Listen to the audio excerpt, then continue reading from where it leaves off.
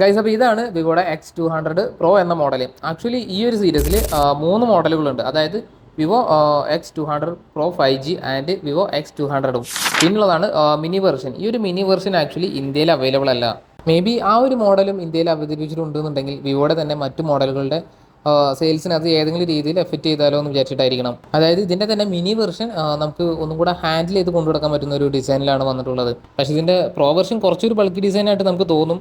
അതിന് കാരണം മറ്റൊന്നല്ല, അതിൽ 6000 mAh ബാറ്ററി ലൈഫ് ഒക്കെ കൊടുത്തിട്ടുണ്ട്. അത് മാത്രമല്ല നല്ലൊരു ക്യാമറ സെറ്റപ്പും ഈ ഒരു ഡിവൈസിന് കൊടുത്തിട്ടുണ്ട്. ഇന്ത്യയിൽ ലഭിക്കാവുന്നതിൽ ബെസ്റ്റ് ക്യാമറ ഡിവൈസുകളിൽ നമ്പർ 1 ആണ് വിവോയുടെ X200 Pro.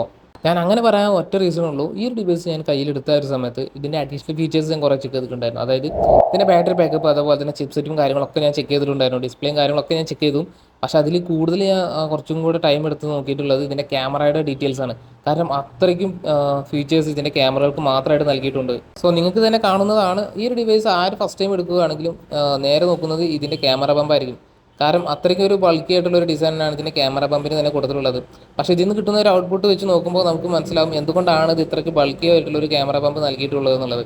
കാരണം അത്രയ്ക്ക് നല്ലൊരു ഔട്ട്പുട്ടാണ് കിട്ടുന്നത്. ഇപ്പോൾ ഇമേജ് ക്വാളിറ്റി ആയാലും വീഡിയോയുടെ ക്വാളിറ്റി ആയാലും നല്ലൊരു ഔട്ട്പുട്ട് ലഭിക്കുന്നുണ്ട്. പിന്നെ എനിക്ക് കുറച്ചും കൂടി ഇൻട്രസ്റ്റിംഗ് ആയിട്ട് തോന്നിയിട്ടുള്ളത് ഇതിൻ്റെ ബാറ്ററി ബാക്കപ്പാണ്. കാരണം 6000 mAh ബാറ്ററി ബാക്കപ്പ് വരെ കൊടുത്തിട്ടുണ്ട്. നമുക്കറിയാം ഒരുപാട് ഫ്ലാഗ്ഷിപ്പ് ഡിവൈസുകൾ ഉണ്ടെങ്കിലും ആ ഒരു ഡിവൈസുകളുടെ ബാറ്ററി ബാക്കപ്പ് ജസ്റ്റ് ഒരു 5000 mAh അല്ലെങ്കിൽ അതിന് താഴെയോ ഒരു മാനേജ് ചെയ്യാൻ ശ്രമിക്കുന്നുണ്ട്. പക്ഷേ ആ ഒരു സാഹചര്യത്തിൽ വിവോ ആണെങ്കിൽ അവരുടെ ഏറ്റവും പ്രീമിയം ഡിവൈസിന് 6000 mAh ബാറ്ററി ബാക്കപ്പാണ് കൊടുത്തിട്ടുള്ളത്. സോ ആ ഒരു കാര്യത്തിൽ വിവോനെ ശരിക്കും അപ്രിസിയേറ്റ് ചെയ്യേണ്ടത് തന്നെയാണ്. ഒരു ടൈമിൽ എനിക്ക് വിവോയുടെ ഫോണുകളോട് അത്ര ഒരു താല്പര്യമില്ലായിരുന്നു. അതായത് ആ ഒരു ടൈമിൽ ഇറക്കുന്ന ഡിവൈസുകളൊന്നും അത്ര ബെസ്റ്റ് അല്ലായിരുന്നു. പക്ഷേ ഇപ്പോൾ ഒരു X100 സീരീസിലേക്ക് കൊണ്ടുവരുന്ന ഡിവൈസുകളൊക്കെ നല്ല ഡിവൈസുകളാണ്.